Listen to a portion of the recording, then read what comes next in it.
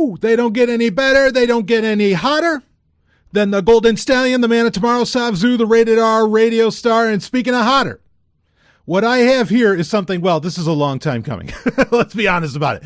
I have my talk from PorcFest 2018. Can you believe that? PorcFest 2018. It took this long. And I promised this a while back. No need to go into, what took so long for it to come out. I did actually at PorcFest 2018, which, as far as I know, I'm not going to be at PorcFest 2019, if anyone's wondering.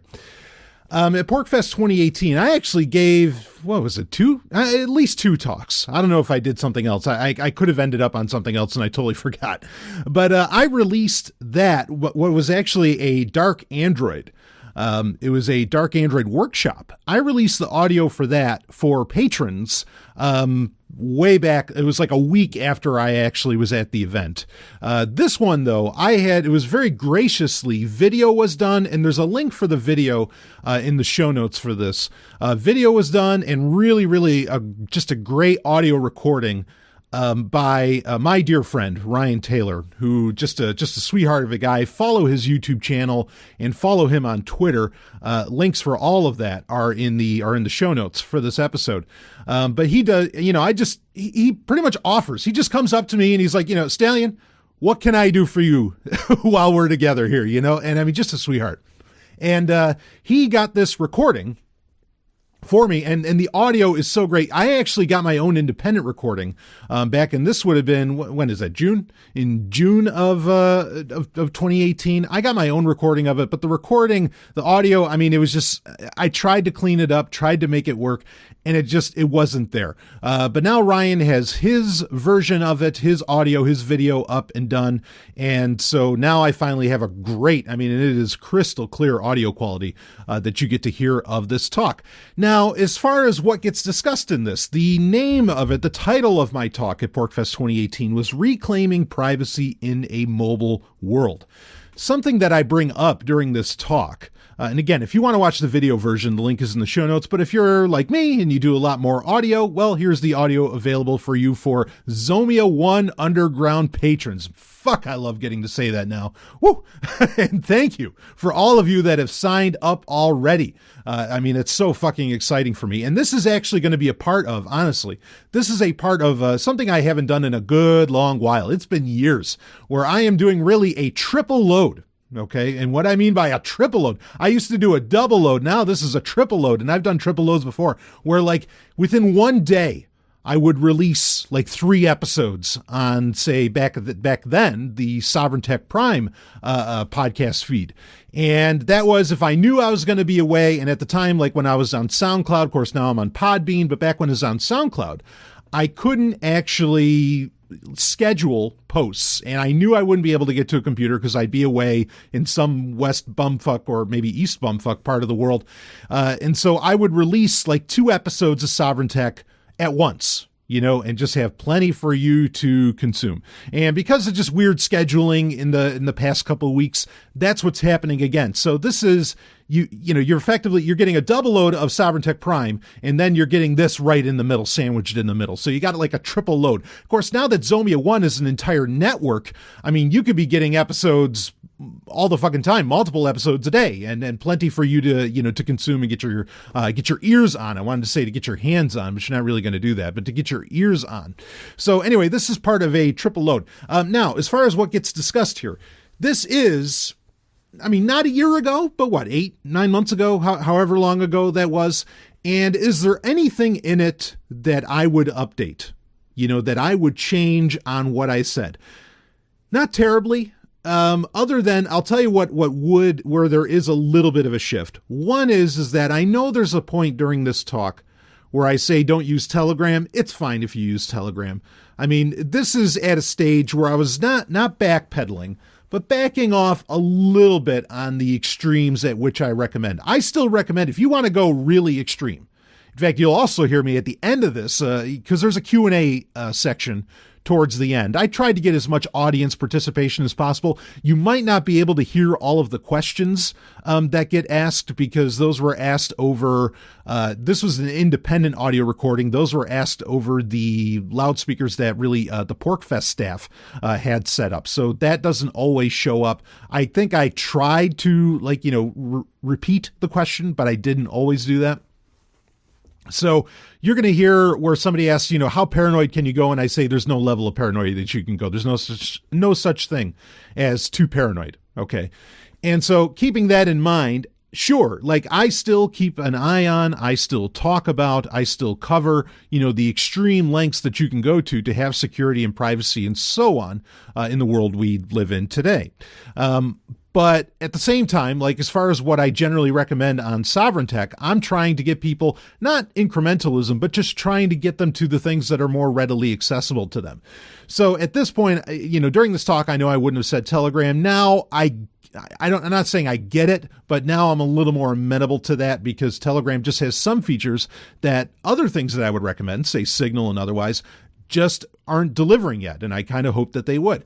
Another thing is Lineage OS. Now, while Lineage OS has recently, I talk about and I recommend often Lineage OS during this talk. While Lineage OS has finally gotten up to version 16, where they are operating off of Android 9 or Android Pie, and that is available also for the phone that I recommend in this talk, which is the Echo Pro 3, which I still recommend if you want to use Lineage OS. Okay.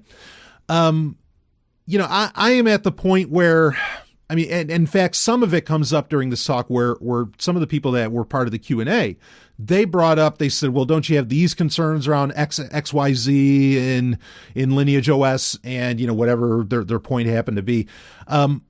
Lineage OS is still a fine and dandy and wonderful thing, and I totally recommend it. But honestly, my feeling on this right now, as far as using Lineage OS, is that if you're going to use Lineage OS and you're still going to install GApps, you're still going to put the Google Play Store on there, just go with Android One. That's kind of the point that I've gotten to, is just go with Android One. And thankfully, Lineage OS has finally gotten up to Android 9, but now, we're to the point where the beta of Android 10 or Android Q is getting unleashed. So it's a little slower. And you really want those fast monthly updates that Android One phones allow for. I think that's, you could say it's choosing lesser two evils. I don't know that when you say that phrase in the tech world, or as far as with software goes, it has a very different meaning than it does as far as politics, because in politics, you don't have to choose any of the evils. Okay. In interacting and doing certain things, if you want to have a smartphone, then that kind of falls under a different set of rules. That's a whole other conversation really to have. And I just want to give you a custom intro here to give you some updates on what got talked about, again, almost a year ago. If you want to use Lineage OS and you're not going to put GApps on, that's when it's valid, I think, to use Lineage OS. It's valid all the time. You do what you want. There's other advantages to Lineage OS that has nothing to do with security updates, right? Like having, free mobile hotspot, no matter what mobile carrier that you're connected to. Okay. But I think having an Android One phone where, for a good couple of years, the phone you hold in your hand is at the very least supposed to get the next 2 or 3, depending upon when you get it, the next 2 or 3 versions of Android, like the actual operating system, as well as, getting those monthly security updates fairly on time. I think that's just so key and so important that it kind of, I don't want to use the word trumps, but I'll say it, trumps, even going with the Lineage OS phone at this time. Okay, that's my present recommendation. And as I bring up throughout this talk, look, I think I open up saying it in this talk that I had at PorcFest 2018. I was like, this stuff changes by the week. And that's why I can do Sovryn Tech every week, because there's always, either I have to change what I recommend, or there's some new, exploit that's out there, some new, security hole, whatever. So it's always changing, and that keeps me in business, frankly. I wish it wasn't necessarily the case. I would love it if I could just tell you, no, listen to this, and this talk from PorcFest 2018 is going to be true for all fucking time. That would be awesome if I could say that, but I can't. So just a little bit of an update on that is that, yeah, you want to use Telegram, go ahead. Just keep it in perspective. Don't bet your life on it. All right. The other is that I honestly recommend going with like an Android One phone more than I necessarily recommend going with Lineage OS. I mean, again, fortunately, Lineage OS is now updated to Android Pie, but I mean, you could have bought a smartphone, months ago that would have already been up to Android 9. And we knew, almost a year ago that there were massive exploits that only Android 9 itself were able to plug, were able to fix. So that's why that's part of what has led me to say, okay, no, just go with an Android One phone. But again, I mean, if you're going to do Lineage OS and if you're going to stay away from, if you're doing that to stay away from G apps, like, okay, fine. That makes a very different, very different argument. Then you're going for a much different, and you're going to install F-Droid on there and all of this. I mean, that's a whole different philosophy that you're running with, and a good one. I'm not saying it's a bad one, but anyway, so I just wanted to give you a little bit of a custom intro. There's not much else within this that I think needs to be changed. I mean, one of the primary thrusts of my talk here is getting away from the tech giants in general, right? The Sinister Six. Just run the fuck away from them. Okay, almost at all costs, right? Try not to use them, or at least at the very least, I recommended that I wanted people to understand none of these companies are good. None of these companies really care about you. They're not even pro-consumer anymore. And because of the corporate system that we live under, they don't have to be pro-consumer to keep making bank, to keep making money. And they don't. Okay, like we don't live in a purely freed market. So guess what? There is lobbying and there are other things where, these companies can pretty much buy their way into being the only game in town, or, part of maybe not the only game in town, but one of the few games in town that can even afford to be in business. So we don't live under a freed market, even where you could say that market forces could somehow force these companies like Apple, like Google, and so on to be pro-consumer. They don't even have to be. They really don't. They don't have to be pro-consumer anymore. And we have plenty of examples of where that's the reality. So, and I think I got that point across. There was a very gracious audience there, very nice audience. The room was fairly filled. I was really pleased about that. So anyway, this is a nice, again, there's still lots of real, in my opinion, if I don't speak so for myself, there are some real nuggets of wisdom, truth, good tech advice to go forward with in this talk, even though it's coming out about a year later. There's still a lot to take away from it. And so I recommend, giving it a listen. And this is just something that I promised that I would get out to you eventually once I got the cleaner audio. And now we finally have the cleaner audio for you to take in. Something else and something else you're going to hear in this, and that you might find ironic at this time, and I'm going to bring this up quick, is that I talk about how social media is just inherently a bad thing. And I've been railing that throughout all of 2018. Really, I was putting out that message. I have not changed on that message, but some of you may have noticed that, at Sovryn Tech is tweeting on Twitter. And this is, look, I want to get people on board with the network, okay? And so, if I got to tweet a little bit to make that a thing and to get that out there, then I'm going to go ahead and do it. It's not something I'm not like making my, spending my life's blood on this or whatever. I am on, but that's really, I'm not going to be returning to Instagram, and I'm not going to be returning to any of that. Facebook is not going to be anything that I'm going to bother with. I'm not caving in, but basically I'm on Twitter. So if you want to go follow at Sovryn Tech, just twitter.com/Sovryn Tech or whatever, that's a great place to keep up with everything that's going on. Part of this too is that with Podbean and the Zomia One network, like as far as a way to get information out to people, this is a very beneficial way to do that.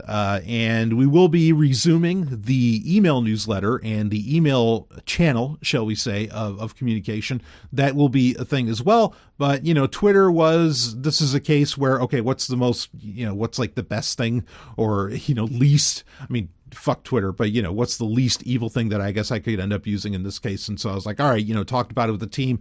It's like, okay, we'll be on Twitter, whatever. So there will be tweets and much like Steve Gibson does and many of my other heroes in the space. So I am there. If you want to follow me there, you will find that I am tweeting. That's probably not going to change. If like I really, didn't want to end up using Twitter anymore, I would just end up having someone handling the Twitter handle and would still be tweeting about what's going on Zomia One, because there's going to be a lot of other hosts. It's not just me. Sovryn Tech has morphed into this. It's not just about me anymore. Okay. I mean, Sovryn Tech always will be, but Zomia One is a big thing. And, I want to meet my hosts and be there for my, co-hosts and other hosts and other shows that are going to be on the network, and beyond with them. So anyway, that's what's behind that. So I just don't want you to think like that I've changed my mind that, oh no, actually social media is great. No, social media is fucking bullshit and inherently against the human condition. That none of my opinion has changed on that. And you're certainly going to hear me talk about that in this talk. But anyway, there you go. There you have all that. There's a little update on this talk, as well as things going on with Zomia One. So that's enough for me. We'll set the Wayback Machine here for June 2018. And, oh boy, what it was a hell of a time. But I was really honored to be given the chance to take the main stage. This had been the second or third time that I was given the main stage at PorcFest. And, giving it's pretty much said, what time do you want to be on? Where do you want to be there? It's your call, Stallion. And I'm really, really honored by that. I will give a thank you to Roger Paxton, who set this up. Just a great guy. And of course, total shout out to just a sweetheart, that being Ryan Taylor, for recording all of this and providing this audio for you to even be able to experience. So there we go. You get to listen to me with my Reclaiming Privacy in a Mobile World talk. Of course, the video, if you want to watch that, link is in the show notes. You can check that out. And, I'll just let, I'll let this one ride right out. When the applause hit, we will end this baby, and I will see all of you, on the other side. Thank you. Thank you. I don't know. I kind of feel like some of you should go out there and tell everybody that I'm talking, because I'm a very important person. Okay, well, that's fine. So you got an introduction to me and supposedly why I know what the hell I'm talking about. By the way, I swear a lot. I hope you don't mind. I do a pretty uncensored stuff. How many of you have listened to Sovryn Tech, my show? Woo! Right on. Yeah, there it is. There's a much smarter man than me back there. But anyway, yeah. So if you've ever listened to my show, I'm a pretty uncensored guy, and a lot of what I'm about to talk about is stuff that I've been covering really for years on that show. But it changes while I've been talking about it for years. The reason that I can talk about it for years is because this information changes really by the day in our interconnected, internet-run world. I mean, this stuff just changes all the time. It's good for me as a podcaster because that means every week I have something new to talk about, like every single week, and it'll probably be that way for years, for the rest of my life, and I'm happy to do that. But also, it's good to get it all together at once, or if people haven't been introduced to it, because honestly, I don't expect anybody to listen to me 2 hours every week for the rest of their lives. I can barely listen to myself for that long. So, yeah. All right, I guess I'll start off with a little audience participation. Thank you all, of course, for being here, who are here. How many of you love Amazon? I mean, like a big wet heart, like you love Amazon. All right. Yeah. Well, I mean, loving is different than using. I think we all... Okay, all right. So how many people here love Facebook? I mean, you're just like... Your nipples get hard when you log on to Facebook. You know what I'm saying? No? Okay, well, that's good. How about Google? Anybody's just like, man, Google can take all my data. They can go right for it because what the services they gave me, they're just phenomenal. I mean, what do you think? Anybody, any takers on Google? Got some thumbs down? Got a little bit of a hand up. That's all right. Don't be afraid. I'll make fun of you later. It's not, at first we won't. No, I'm kidding. So how about Microsoft? This is kind of the wild card. Ooh. You kind of like Microsoft. Yeah, I understand. I actually kind of understand that. All right, how about the last one? How about Apple? How many people like Apple? Man, there's a guy here who's just doing thumbs down the whole time. I'm just like, this dude's my new hero. This is fantastic. No, anyway, that's all right. If you raise your hand, that's totally fine. I completely understand. I hope to completely change your mind, but I completely understand. None of these companies... To make this clear, none of these companies... Well, here, let me ask this quick. do you think they care about you? Like, do you think that they actually like care? I mean, the degree to which they are a part of your life. How often do you pick up your phone, right? How often are you just pulling that thing out and flipping with it when you're waiting at the grocery store or something like that? The degree with which they've invaded your life. They know more about you with all of the data and metadata, which metadata is data about data that they collect about you. They collect all this stuff. Wouldn't you, I mean, they know more about you than your doctors do. And they also don't have the same, not that I care about laws, I'm an anarchist, but they don't have anywhere near the regulations or legal hurdles that they have to go through to have all that data or to even like protect it or something like that. As to where doctors, there's a lot of patient-doctor confidentiality, things like this. But do you really think they care about you? Raise their hands. Or are you still like, yeah, but it's the market, so I can tell them to F off or something like that? I'm sorry, I should say fuck off. Okay.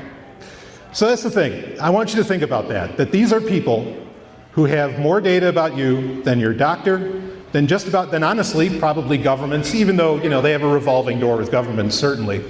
And they're just so in on you, and they don't care about you. There's stuff you wouldn't share with people you might even actually love. Financial information. I mean, like people talk about, perhaps if they have certain addictions or, they abuse certain things, whatever. I mean, I'm not judging on any of that crowd, but there's people who talk about that way more than they'll talk about finances. But these people know everything about you. Why do you think Apple set up Apple Pay?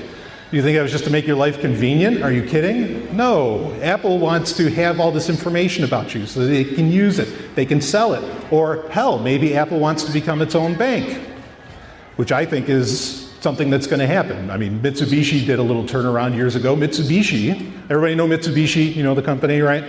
Yeah, big electronics company, big car company and all that. They're originally a bank, and then they switched into electronics a few decades ago. So companies can do this little bait and switch here and there. And I mean, how would you feel if suddenly, I don't know, in a few years, Apple comes out and says, oh yeah, we're a bank now, and they're, say, working with the Federal Reserve or something along those lines. You've been giving them all of that data for so long. I mean, you think the IRS knows how to get well, they don't know how to get your tax information. They have tons of trouble with that. But you'd run into some pretty quick problems pretty fast, and I think you'd be scared. And wow, they're really loud back there, but that's okay. We got some competing microphones. Can you hear me okay? All right. So that's the first thing I want you to consider, is how much information you're giving them about you and whether or not you think they actually care about you. Nobody raised your hands when I asked, do you think that they care about you? Now, do they have to care about you? No, not really. They don't have to care about you. I mean, they're just a business. You could say they're just doing business. I would argue that they trample upon your human liberties, such as privacy, among others. But yeah, no, I guess they don't really have to care about you. But then people that don't care about me, I also don't tell them my deepest, darkest secrets. I don't trust them with my life. I don't trust them with much of anything. Why would I trust them? So I'm making a philosophical appeal to you here to reconsider your relationship with particularly the tech giants. Because they, I mean, really, they just don't care. They want all of the data. I mean, and it's actually kind of okay. If they just wanted to collect the data about you, where you are, when you're shopping, where you're shopping, all of these different things, that actually wouldn't be too terrible if perhaps they made your data anonymous, if they encrypted it before it went to their servers, if they did something like encryption at client side. That's what they call that, where it's not being done on some server somewhere, but where it's actually happening right on your device. That's a proper way to do encryption for all of this. It could be a little more palatable if these companies did that, but they don't. And if anything, they're doing it at their servers, if they even do it there. But then again, something that a lot of people don't realize is that in the United States, if you run a business in the United States and you have servers that that are used for your business, which what business today doesn't, they are required by law to hand over any data on those servers. This was something discovered a long time ago by a guy who used to work for Microsoft, Casper Bowden, the late great Casper Bowden. He proved the point and showed, that and I mean, these companies, to even function in this country, cannot protect your data. They could try and encrypt it, and they could do that, but none of them do. So what's the big idea? What's the score? Well, you can't trust them, or at least I think the case is made that you can't trust them. They don't care about you either. They're not going to go to toe for you. Does anybody have like an argument against that? Like that you think that the tech giants would actually take on the government? if they were coming after your data. Is someone going to bring up like San Bernardino or something? What do you got? Yeah, San Bernardino, right? Yeah, so here's the funny thing about that. What Apple actually said to the FBI is that, look, if you didn't fuck it up, if you didn't try to crack into this device too many times, we would have helped you. But they took it to the point of no return. But Apple would have helped them out. So, I mean, that's kind of the ugly thing about this, is that, okay, you know, some of these tech giants can talk a pretty big game, and they can say, oh yeah, no, we're protecting this, we're protecting that. Or how about Microsoft? Another example people might bring up is Microsoft protecting their Outlook server, their email server in Ireland.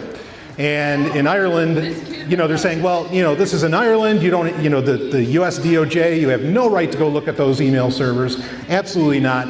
You're not touching this. And they were fighting a pretty big game, kind of like Apple was with the FBI over the San Bernardino shooting.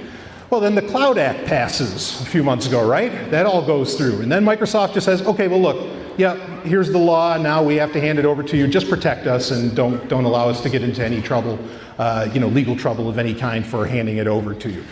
So once again, the users are kind of getting in position, ready to go. So these companies just don't care about you. I mean, and if anyone does have another example you want to bring up, I may not have heard about something. I'm totally open to that. I am a genuine genius, but I might have missed something. No, I'm not that smart. Actually, my girlfriend is way smarter than me. You have no idea. It's awesome. But if you have another example, bring it up. I'm open to it. You can. They don't want to harm their reputation. Right. So even when they do protect their privacy, it's not as about you, it's about their reputation still. Okay, fine. Sure, it's about their reputation. Now, you know, the funny thing is, like Microsoft, and this annoyed the hell out of me. When the Apple FBI thing happened, Microsoft did such a better job of describing, they said, look, we'd never let you open one of our letters. Why would we let you open an email? Like their language in their defense against the DOJ was perfect. Eons better. And they were even arguing from human liberties and everything. Way better than what Apple was doing. Apple was just saying, well, our customers, blah, blah, blah. As to where Microsoft is even making a philosophical case. The tech industry, the tech journalists, all of them, nobody cared that Microsoft was talking that way. I was kind of rooting for them because I thought Microsoft had changed recently. But in any case, with the Cloud Act happening, that sort of changed. Thank you for closing those doors. I appreciate that. Okay, so I don't think you can trust any of these tech giants. I think you have to take these matters into your own hands. You have to take care of your own protection of your data. I think it's a good idea for you to not just hand over your data at the drop of a hat. I don't think that your ability to get from A to B in some kind of efficient way through traffic is worth you telling Google every little goddamn thing. And I think that if it was any other, what if it wasn't Google? What if you thought of it, well, okay, the government made this really efficient process. Like what if the government did technically create GPS, right? That's an Army thing, and they opened it up in the 80s, blah, blah, blah. Yay, Reagan. I'm kidding about the yay, Reagan part. So, I mean, they're kind of behind that. But like, what if the NSA literally came out and said, here's this awesome map app. We just need your data. I mean, who would sign up for that? It's okay, I won't shame you too hard. You can raise your hand. I mean, like, let's say it was the most amazing thing. It got you, you're going through New York City. I'm a New York boy. You're going through New York City, and you just got through Manhattan. I mean, you got through so many blocks inside of like somehow 5 minutes. I mean, it's just this incredible thing. Would you trade that? Is it worth it to hand it to the NSA? What data do they want? Everything, whatever. So, okay, that's I love that question, actually. What data do they want? Everybody got one of these? Oh, you all failed. I failed too, I have one. The average smartphone today in 2018 has almost 30 sensors inside of it, and that's what they want. 30 sensors. How much data do you think 30 sensors can collect? They're collecting stuff you can't even imagine. And powering it off, that doesn't help either, because a few years ago in Android devices, and I'm pretty sure Apple does the same thing, they put in what's called a voice coprocessor. And this allows for, isn't this, I do hope I set off some of your stuff so you realize how creepy it is. If you say, hey Google, wherever the device is, sometimes even when it's like on to sleep or powered down, it can get activated and it can turn on with that. Also, though, that means that that is always running. And there's an entire processor, there's an entire piece of hardware, it's not even software, an entire piece of hardware that is constantly listening. Alexa is nothing. It's hilarious. How many people here own an Alexa? Come on, be honest. Woo, okay, thank you for being honest. There's like 3 or 4 of you. You think Alexa's bad? Alexa has nothing. If people that argue against Alexa, I appreciate the honest people out there. I'm dead serious. If you think Alexa's a problem and you're carrying one of these around, that's a joke. I just made fun of myself. I'm just going to go over here and cry for a minute. Excuse me. Actually, I'm not going over here to cry. I need my tablet. Actually, ironically, what I need is an Amazon device. Oh no. This is how we're trapped, folks. Like I said, there's a difference between love and use. So this is a Kindle Oasis. That's not important. That doesn't matter. But there's something that I want to read to you from it, because if we're going to talk about how you actually get started on taking control of your data and really, a concept to understand is that as much as you rely upon Google Maps being so damn good at what it does, at getting you just where you need to go. Did it work for getting you to Rogers Campground? By the way, I guess so. You're all here, right? Yeah. How many of you use Google Maps to get here? Be honest, be honest. I did too. Yeah. Okay. What is it? Waze? Yeah, Waze owns, it might as well be Google Maps. Right, yeah, they own Waze. Yeah, well said. So, all right. So you use that to, get here. I lost where I was going to go with that, so don't mind me. Okay, if we're going to take control of our data, this is the point that I want to get to here. To start on taking control of your data, I'm going to show you not where we start, but where the end game is. And I'm going to read from, in my opinion, the best security researcher in the world. I know you're thinking I'm going to just read my own book. But I'm not. Okay. By the way, darkandroid.info, you can pre-order the Dark Android 2018 edition. Go for it. $2.99, can't beat it. Okay, so here, the guy that I'm actually going to read from is Steve Gibson. Steve Gibson is the guy that came up with the term spyware. How many people have heard of the term spyware? Everybody, of course. So you'd think the guy that came up with that was probably pretty good, yeah? Yeah, he's that good. Personal hero of mine, he runs a podcast also called Security Now, far better than Sovryn Tech, but I had to try. You know, when you just love a man that much, you got to copy him.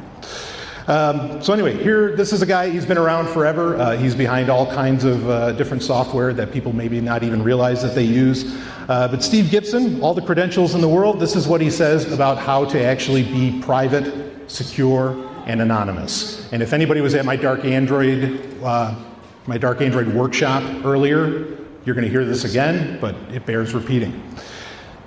So the only way, if you absolutely need anonymity, is to roll together old school approaches and new school. What does he mean by this? Go somewhere to do this as far away from home as convenient. Be anonymous there. Pay with cash. Don't go somewhere familiar. Don't know anyone. Don't make any friends. Don't talk to anyone. Don't stay long. Now come on, libertarians, we're not going to have a hard time with that, are we? Really, not make friends? Come on. Be honest. I know. I'm making fun of myself. Don't feel bad. Okay. So we can get that part down. Don't talk to anyone. That's easy too. Don't stay long. Yeah. Plan ahead. Rehearse for speed. Get it done and leave. And again, this is whatever you're trying to do. Maybe you're trying to get some, we'll call it medicine. Okay? This is the process. This is the end game. This is how you do it right from the best in the business. Don't do anything there that involves, again, you're going to some remote location. Don't do anything there that involves your own real-world identity. Pay with cash. Change the MAC address of your machine. Maybe buy a cheap laptop. And just for this purpose, so that it knows nothing, you have no history tied to it, and so forth. So he's saying, get a completely separate device that knows nothing about you. You've never used it for anything else. There's no identifying information on it whatsoever, and go rock and roll with it. And anybody that was at my workshop got one of those. Okay, reading on. And I would say, since you have control over Tor, how many people here know about Tor? Good, I don't have to explain it. Okay. Unless you really want me to, you can come up and ask a question about it. Use more than 3 nodes. Don't use the default settings. Use as many as you can so that and use widely geographically dispersed Tor nodes. Those will be slower because all the traffic bouncing around has to go through all of those locations. Keyword there, things are going to go slower. I'll get to that. So yes, it's not going to be as quick and easy, but to get to anonymity, it can't be. I'm going to read that one more time. To get anonymity, it can't be easy. Do what you need to do and then pack up shop and leave. So new school and old school. And that's what he means by that. Old school means like the old physical tricks, going somewhere else to do your business. New school is use the latest encryption. Got a question, Tor? Nah, so there's a lot of arguments that go back and forth about whether Tor, the one that I think is ridiculous is when people say, well, they're funded by the Navy. There's, if you had let's say this was the globe, and I was up here like some mad scientist or dictator, and I was covering where all my money was, and I was like, the tyrant of the entire planet. I was the government. My money would literally be everywhere, and for governments today, it's absolutely true. There's just government money everywhere. Like to claim that some piece of software is not trustable because they get government money is crazy. Everything gets government money. So, but that's not your point. Your point is there's like actual technical issues. There's a back and forth on that. Okay. Well, yeah. Well, we might get into that a bit. So the point I want to get to, though, with that quote is that it can't be quick and easy, and things are going to run slower. And this is where people run into issues, because you could do all the things that I could give you, all the recommendations I can tell you. I can tell you to install Signal, install this, blah, blah, blah, start using Tor, etc. And suddenly you won't be able to watch YouTube, and none of you will listen to me. It's like, oh, hell, I can't watch Netflix? I guess I'll just do this. Oh, Sense8's pretty good. Okay. Anyway, sorry. I love Sense8. Okay. Yeah, this is the deal. Is this thing that I call the 10th law of thermodynamics, as I have to keep correcting because I actually had one person come up to me and say, there aren't 10 laws of thermodynamics. And I was like, oh, no shit. But anyway, I call it the 10th law of thermodynamics. And there's always a trade-off between security and convenience. There's always a trade-off between privacy and convenience, anonymity and convenience. There's always, always, always a trade-off. If you listen to a podcaster, and if they ever tell you, I don't care, libertarian, tech guy, whatever, it doesn't matter, and they tell you that no, we can make these things easier, we can get to the point where grandma can use it, they're lying to you and they don't know what they're talking about. They just don't, unless they are going to create a quantum leap in technology, which I have to be careful because I didn't exactly see Bitcoin coming. Not exactly. So that was clever. Okay, but you're going to have to do this, to take control of your data, your privacy, your security with what you're doing in your life in today's interconnected, mobile device, fucking everywhere world. You're going to have to learn some stuff. Now, they've made a lot of it very simple, thankfully, or fairly simple. But it's a little more than just, installing stuff from the Google Play Store or the App Store. Okay, there's a little work involved. There's a little thought that goes into it. And I'm not saying you can't handle it. I firmly believe you can handle it. Okay, I'm just saying I think everybody can handle it. I'm just saying it's going to have to be done. And I want to make sure there's plenty of time for questions when we get into this. Okay, because I'd love to know, and I'm happy to answer. Okay, I want to get this kind of privacy. I want to be able to do this. How do I solve this problem? I want to answer those things for you. So if you have questions, get ready for them. Or if you have security questions or something like that, we'll talk about them. But to start talking about this, the easiest thing I could tell you to do is to stop relying and stop carrying this little box, this little infinity box around with you all the time. Okay? The other thing I could tell you is that to use networks like Tor, or to do other things. There's a lot of, I heard it just in the previous talk, somebody brought up Zencash. I'm intrigued by that project. That could potentially be like an entire alternative internet. How about mesh networking? How many people have heard the term mesh networking? Brilliant, yes. Okay, mesh networking is the idea of having a decentralized, there's a bunch of different terms for this, but basically it's a decentralized internet. The concept is that you don't need servers and it defeats censorship from governments and whatever else, okay? Very laudable goal, great thing to go towards. To have that, you are going to run into speeds, generally, as in speeds of the transmission of data. Say you can even encrypt it through Tor, you could be running a VPN, even on the, which you could on a mesh network, really. All these different things that you want to do to make sure that data is really secure, and the NSA is going to at least have a very hard time looking at it. You are not going to be able to watch YouTube. That's about it. Like, most of these things, most of these technologies that are getting developed right now, their Achilles heel, or where people freak out, is that video you can't watch videos over these networks, because they're just too slow. But those networks at the same time are respecting you as an individual, which I hope that you understand Google does not respect you as an individual, nor do they give a damn about you, let alone your data. They want your data, but they don't want to respect it. Why can't you have both? Why can't you have both?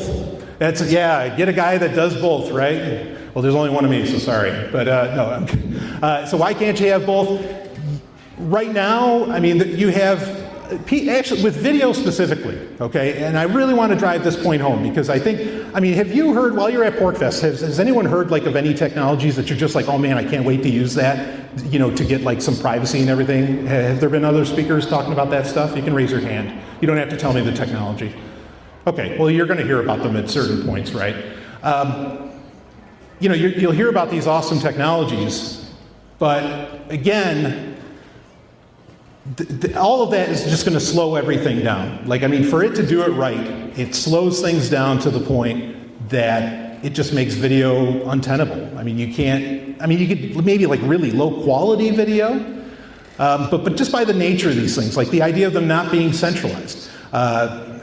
People don't realize just how big of a problem video is. Video is a huge problem. They don't know just how much Netflix and YouTube and Venmo, or not Venmo, whatever. Is it Venmo? Whatever, the other one. Vimeo, thank you, not Venmo. I know what Venmo is. Vimeo. All these different things, you don't know how much they're cheating on the back end to get that video to you. It's miraculous work that they're doing. No one is doing arguably more important work in tech than people that are figuring out how to compress video. It's that tough, it's that hard, it's screwing up everything, and it's the whole reason that people have become, in my opinion, in a very real sense, why people have become reliant upon central servers and this big centralized internet. Because as soon as they try to do something else, whatever platform comes in here says, we put it all on blockchain. They didn't put video on blockchain. Not really. But there's a guy back there, actually, that worked with a company that began with an A. They never really licked video, right? No, it all went on IPFS. It all went on IPFS, something like that. Yeah, sure, which there's inherent issues there. That's a whole other story. So exactly, so there's companies out there that have been trying this stuff, and it's just a real problem. But I bring that up, not to give you a class on video compression, because that's boring as shit. Okay, I bring it up because I want you to understand that to have actual security, privacy, anonymity, and all these things, to try and defeat everything that alphabet soup organizations and governments are trying to collect about you, there are trade-offs, and there will always be trade-offs at this time. Okay, that's the point I'm trying to drive home to you. So my point, not relying on this, great thing. Maybe leave it at home sometimes. I don't know. I know it's hard to imagine that. Now we can't even remember our grocery lists or telephone numbers for people or anything else when we go. I'm the same way. But I usually only shop for myself, so I guess I'm okay on that end. But anyway, we rely on it for so much. But so much of what it does is really empowering these domination structures, these tyrannical organizations that I think everybody's here complaining about, rightfully so. Damn right, I'm right there with you. So I want you to understand that. But at the same time, I understand that people aren't going to give these devices up. So how do we do these devices right? What's the best way that we can mitigate the amount of data collection that happens for us? Well, first off, you can buy my book, and I talk a lot about it there, Getting Away from the Tech Giants. And there are alternatives to just about everything that, well, not Amazon shipping, not their store, but a lot of the other stuff that Amazon or the stuff that Google or Microsoft Apple, whoever, take your pick of the company that they do, there are alternatives that actually respect you as a human being, as to where, like I said, the other companies do not. So we can explore some of those alternatives that are out there. But at the very beginning, philosophically, it's great to just have it in mind that, wait a minute, like thinking twice about what you're actually doing with your device, the picture you're taking and all that. So how many parents do we have here? Yeah, I got a few. Okay, would you put a picture of your daughter? Or if you have a son, it's a son. Would you put that up on a billboard in the middle of Boston, like for everybody to see? What's that? If she was a model? Well, then she can have her own agency and make that choice, which is great.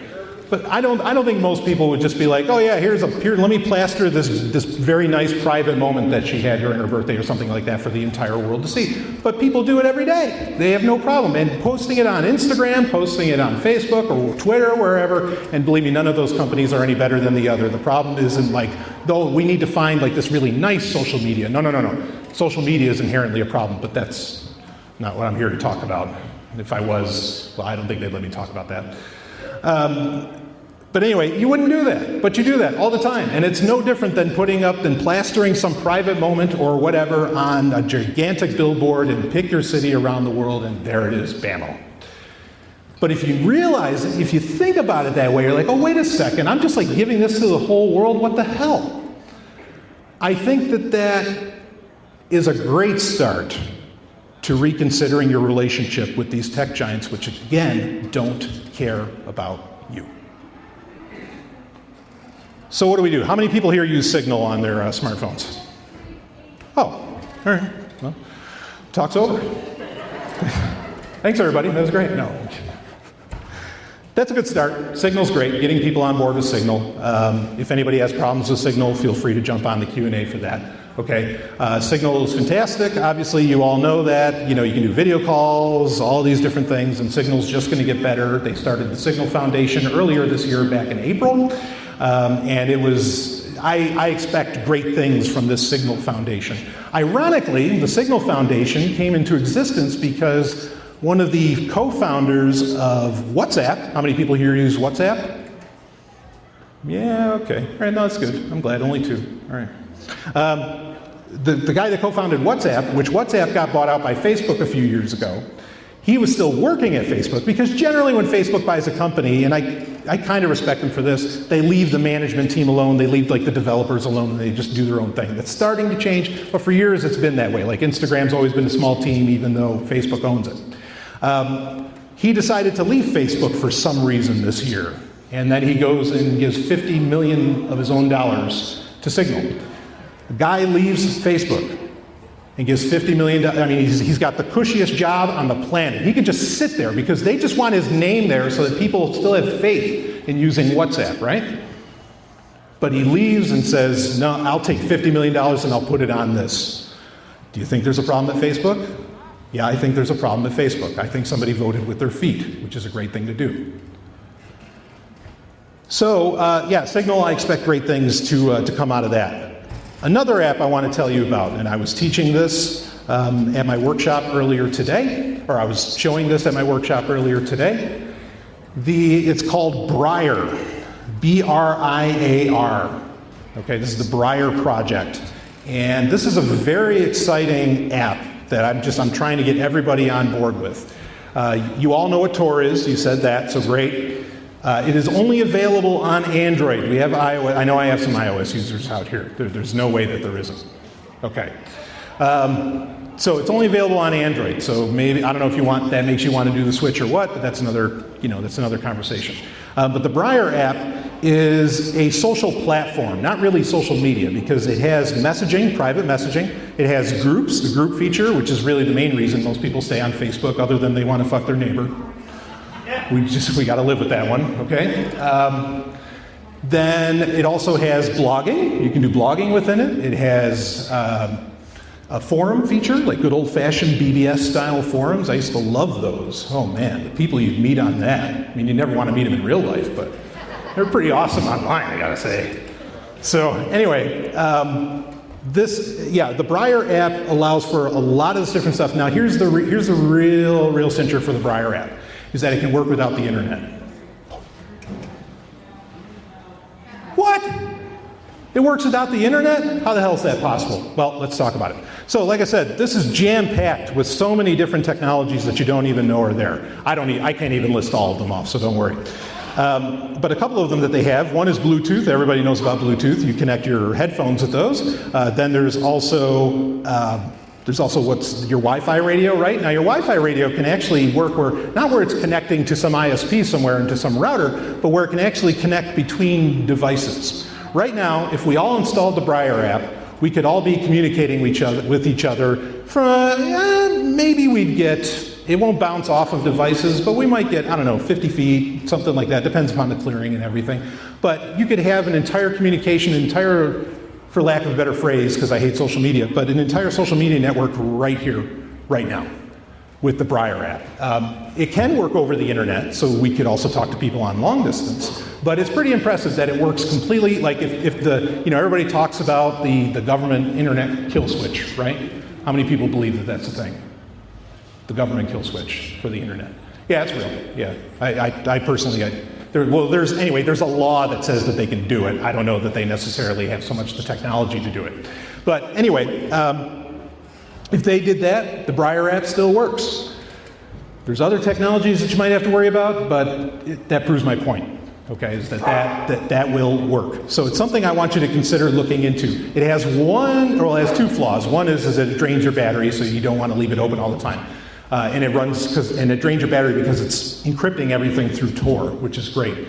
But the other flaw is that to be able to add somebody to your network or to your app so you can chat with them or whatever, to do that, the person has to be right in front of you. Or you have to do it over Skype. And because you're going to do what's called a handshake, an encrypted handshake between two QR codes, where you're going to scan each other's QR codes and then you're in the app for all time.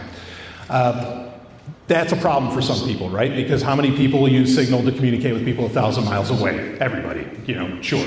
So you'd either have to get together at some point to make this happen, or again, you could do it over, you wouldn't have to use Skype, you could use like riot.im, you could use something that's a little more encrypted, that's a little more open source perhaps, so you don't feel so bad about it. So you could do like this QR code scan over, remotely over video, but that's one of the major challenges with that. So, but I do recommend looking into using the Briar app as well. Does anybody have any questions at this point? Because I'm getting into about the 20-minute mark. If you want to start lining up here, we can get into that. The app recommendations that I can make to you, and if there's something that you do and you're like, hey, I want to be able to do this privacy-minded and encrypted and all that, I'm happy to answer that question, okay? My main goal today is to get you to reevaluate your relationship with the Infinity Box, because we all have a problem. Okay, and I'm not saying I'm immune to it either. Okay, all right. Yeah, why don't we just go right to the questions? Go for it, please. Hi, thanks for the talk. Thank you. So, I bought these things, whatever you call them, and satchels that say they block all signals. Yeah, right, Faraday cage. Does it, stuff like that. So is that really true, and is it worth using it? I think okay, you raise an interesting point, okay? And this is a point I should have mentioned earlier. I'm going to say yes. To answer your question quickly, yes, it's worth it. If you are a target, and please get this in, if you are a target of an alphabet soup organization, there is nothing you can do. Like, they're going to get your data. It's just going to happen. Too much of this stuff, and I could get into a whole bunch of technicals, too much of this stuff, they're just, like Signal. Signal's so great, and it really is. But what's an easy way to defeat Signal? There's two possibilities. I'm going to give you two. One is a camera. Someone taking a picture of what you typed out. Two, that keyboard is not owned and operated or developed by Signal. That keyboard that you're using, how many people use SwiftKey? Come on, yeah, we got a couple. All right, that's Microsoft. You're typing that into Signal. Do you think Microsoft's collecting that data? Probably. I use SwiftKey too, so don't feel bad. So you have those issues. My point in saying all this is that really all we can do is mitigate.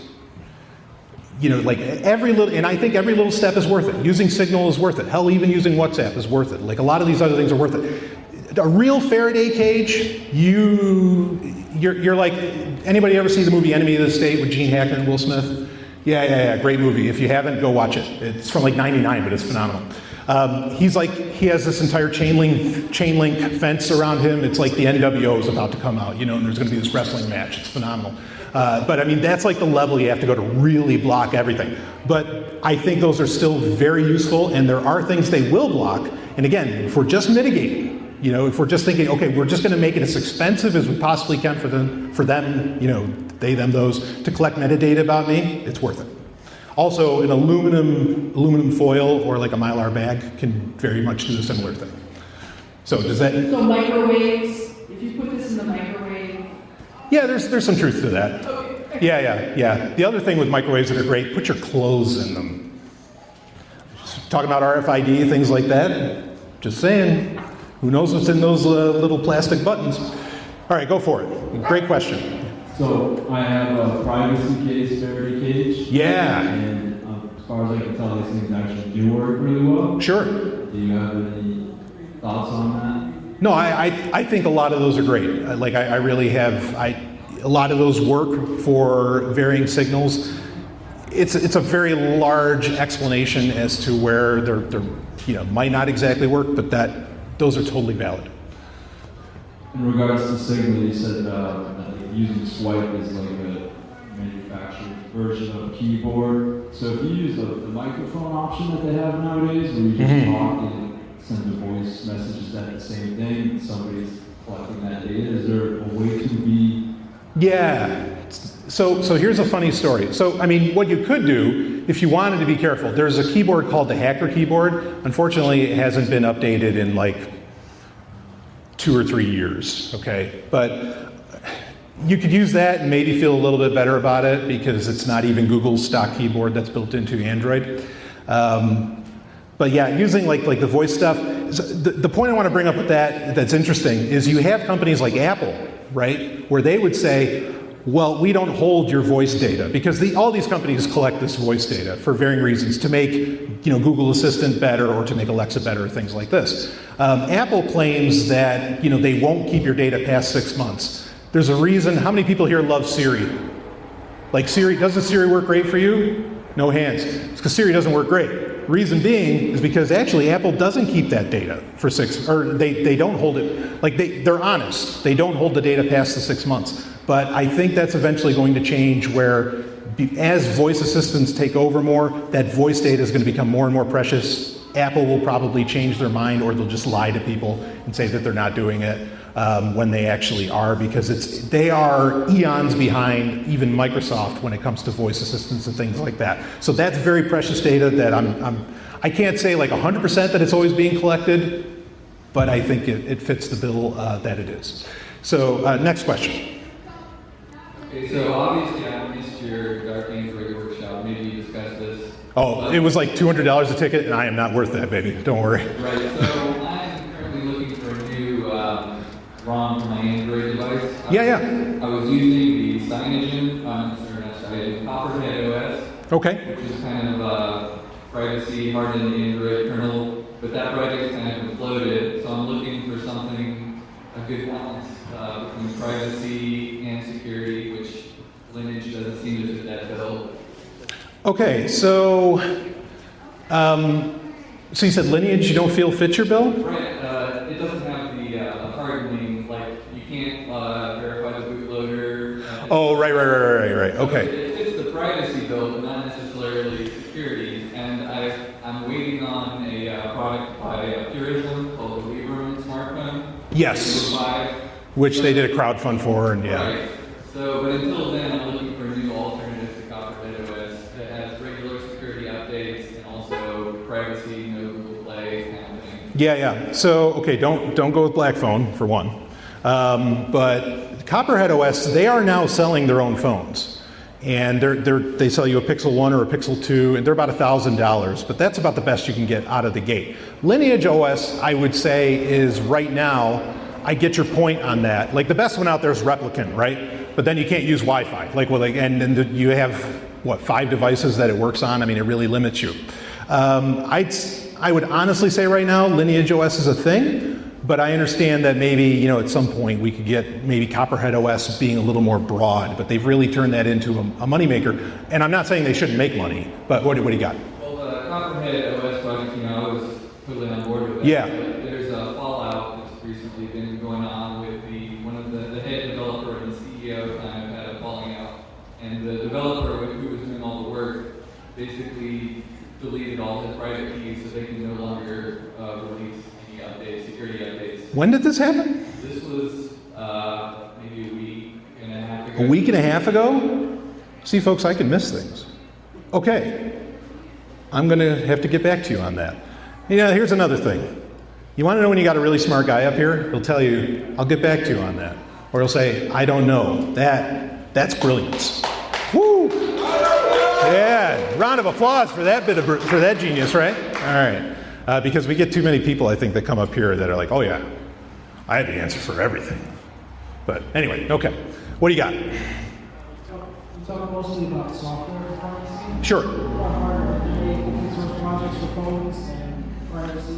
There was the Librem phone that was mentioned. Copperhead OS, I don't know how I didn't hear about that, but I'm not doubting it. Copperhead OS was a great option because they were selling you like the Pixel phones that were all, they were doing it right. John McAfee, sure as fuck don't buy his stuff. I mean, not for a second. Don't buy anything of his. Yeah, like that phone I wouldn't recommend. The best thing, right now, my best option is, like especially if you're on a budget, who isn't? LeEcho, there's this funny company called LeEcho that is a Chinese company that tried to invade America in an economic way. And they failed, like they failed hard, like the next day. I can't wait for the movie to come out about this. But they sold a bunch of smartphones that were very powerful, very, very nice, but again, the company tanked. And so they're like getting rid of these things at like $100, $150 a pop. Thing is, I wouldn't recommend buying those because the company's gone under and they're not going to push security updates, so that's no good. But the aforementioned Lineage OS, you can put Lineage OS onto that, and then you get all kinds of great updates. So I think the best thing right now is really going, the best thing we can do right now is going with a custom ROM, on hardware that's pretty well supported. And right now, actually, the Echo Pro 3 is I think most popular Lineage OS phone out there. So that's the route that I would go, if that answers. Yeah. You mentioned hardware that listens for cues, for keywords, turn themselves back on. Yeah. How many people are doing that? Which phones are safer? You have to buy old. Yeah, you'd have to buy old phones. And I mean phones on the order of 5 years ago. Phones that probably wouldn't work very well or would be pretty slow today. But again, that slowness, right? Security and convenience. Because pretty much all of them have the voice coprocessor built into it. It comes with the ARM standard. What's that? Nothing new in open source that you can temporarily shut off sensors? I mean, you could have a little more control of it with a certain ROM if they did it right. I mean, another problem that we have in the world today is soft switches. Soft switches means it's like the little switch that you flip on your touch screen that says, oh yeah, I turned off location services. Right.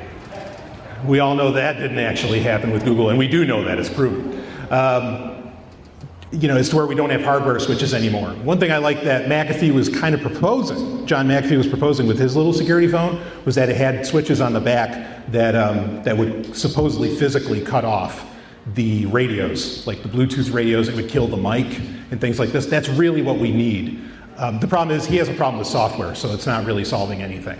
But I love the idea of having switches on the phone where you cut off that mic's done.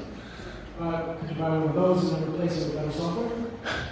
Maybe, if he ever really puts it out there. It's a possibility. But, I don't have a whole lot of faith in a whole lot of much. So, what do we got? What about something like email? Sure. That's theoretically sent as plain text, even if you encrypt it. Correct. So what, it's just, just email, because sometimes that's the best way to get data or a big message across. Yep. So like, what's your solution, like a particular ISP, or just, put PGP and hope that works, and getting mail, keeping the mail, getting it off the internet. I know some of this is impossible to control over the mailbox. Right. Just an idea of just better emails, both from, can't read it, and also keeping it private, as best you can. Yeah. So if I were to, now a popular option out there is Proton Mail, but there are, and that's at protonmail.ch that people go with. Proton Mail has an interesting track record. They are open source now. There was the recent PGP fail. Did anybody hear about that? This is the one I'm up on. Okay. So yeah, you heard it because you listened to my show. PGP fail was where they found an exploit in PGP that had to do with like exploiting HTML or something with the email. Proton Mail didn't fall prey to that, so a lot of people are thinking, wow, this is a really great option to go with. That's one possibility that you could do where that allows for automatic, because Proton Mail allows for automatic PGP encryption, for encryption of the emails. There's some limitations that come along with how many emails you can send and all that, but that's an option. The best real mail company out there right now is probably Fastmail. There's no mail company that's, like, what I used to recommend was GMX, which GMX is a European company. And the reason that I recommended that was because, and this is why we have to do these kind of talks every year, folks, because Copperhead OS is fucked. Well, no, I don't know that yet, but right, I believe you. Anyway, with GMX, all their servers were in Europe. And so kind of like how Microsoft has taken on the DOJ, I felt a little more comfortable about that. But two things have happened. One is they opened up a server farm in Kansas. So now they fall under legislation that already existed. And also we now know, thanks to the Cloud Act, no, your emails are not safe if they're overseas. So GMX I don't necessarily recommend, so you might as well go with an American company, or a United States company or somebody that does it right. Fastmail's great for that, but then you're just going to use PGP. And for PGP, actually on your mobile device, the best PGP encryption you can do is called Open Keychain, and rock with that. I mean, email has so many problems, like the aforementioned HTML. I mean, most people don't realize just how much information can be gleaned from your email.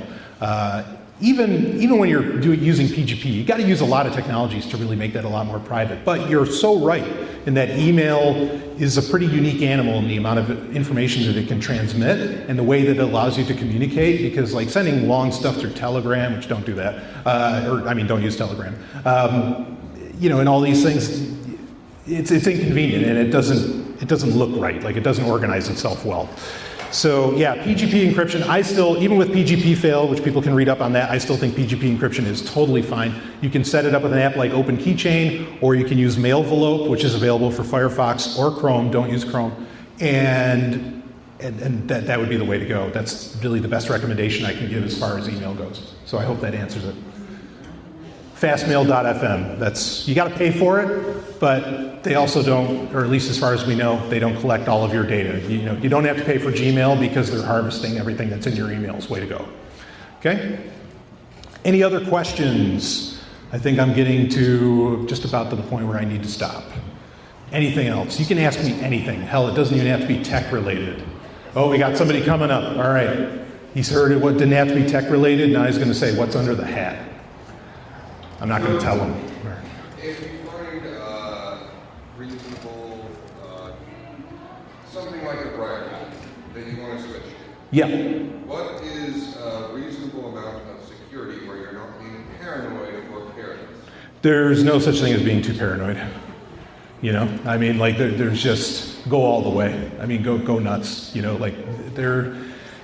the old saying, you're only paranoid. Fear dead from a country you've never been to. Yeah. Well, I was going to say, there's, the old saying, you're only paranoid if you're wrong. And, well, a lot of the things that we're finding out that Snowden talked about and others, guess what? Cypherpunks have been right for 20 years. But they already knew, they knew that it was happening. Aren't you probably wrong about getting rid of them? About getting rid of? Being spied on. It's all probabilities, but if there's no amount of paranoia that is enough, then aren't you probably wrong about thinking you've gotten rid of them looking at you? Oh, yeah, well, that's the thing. Okay, so that's my point, or kind of the point I hinted at earlier, was you can only really make it expensive for them. But here's the second point. I think I got lost in my own mind, which happens by the second, that I was going to bring up earlier, which is a lot of these alphabet soup organizations, you know, take your pick of the name, they're relying as much as you using these services, they're relying upon you having this to do their work now, and we know it.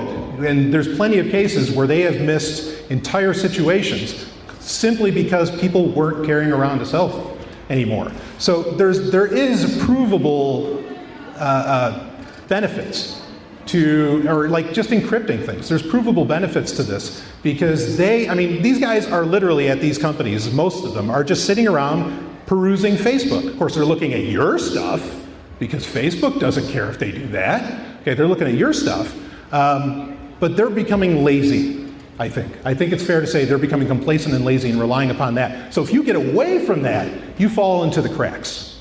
It's not saying that you're 100% safe. I'd never claim that. But I think you start to fall through the cracks when you get away from what they have become reliant upon. So one more quick one. Please. If my Firefox won't download an MP3, what can I use besides Google? To download an MP3? Yeah. Podcasts. For some reason, Firefox doesn't MP3 download. Okay. So here's a great recommendation.